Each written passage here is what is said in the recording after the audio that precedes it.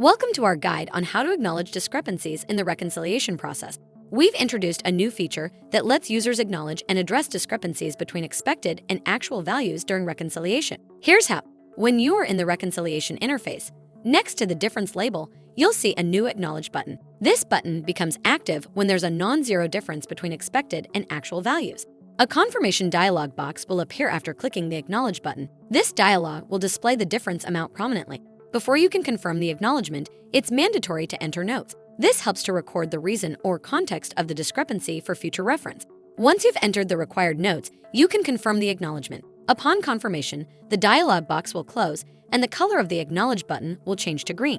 Mistakes happen. If you acknowledged a discrepancy but later want to reverse this action, you can use the Retract Acknowledgement option. Clicking this will erase the details like acknowledged on and acknowledged by, and the Acknowledge button will return to its original state. And there you have it. You have now learned how to acknowledge discrepancies in the reconciliation process in Docyt.